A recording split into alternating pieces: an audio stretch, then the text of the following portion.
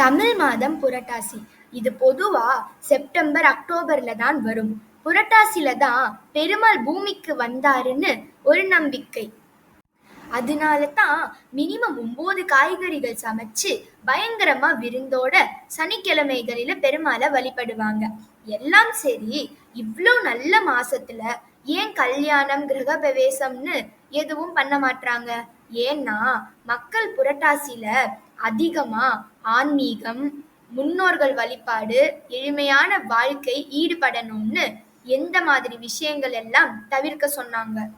அதிகமா பயிரிடக்கூடிய சம்பா மாதிரியான நெல் வகைகள் எல்லாம் புரட்டாசில பயிரிட்டு தை மாசம், அதாவது பொங்கலுக்கு அறுவடை செய்யறதுனால புரட்டாசி விசேஷங்களிலும் ஒரு முக்கியமான மாசம்னு சொல்லலாம். எல்லாம் சரி, இந்த நான்வெஜ் அது என்ன கதைன்னு கேட்டிங்கன்னா, புரட்டாசி அப்போ வர சீசனல் சேஞ்சஸ்னால அதிக மழையும் இல்லாம கம்மி மழையும் இல்லாம கிளைமேட் சேஞ்ச் ஆகிட்டே இருக்கும். இதனால நிறைய பேருக்கு ஈஸியா உடம்பு சரியில்லாம போகும்.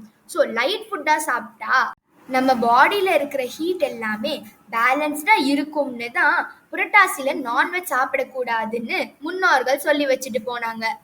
அண்ட் ஆல்சோ சனிக்கிழமைகளில் நிறைய பேர் ஒரு பொழுது, அதாவது 1 மீல் ஃபாஸ்டிங் இருப்பாங்க. அதனால நம்ம பாடி சூப்பராக டிடாக்ஸ் ஆகும். ஸோ உங்கள் அல்ட்ரா ப்ரோமேக்ஸ் நான்வெஜ் ஃப்ரெண்டுக்கு இந்த ஷார்ட்ஸை ஷேர் பண்ணி இந்த மாதம் ஃபுல்லாக வெஜ்ஜை சாப்பிட சொல்லி அடித்து சொல்லுங்கள்.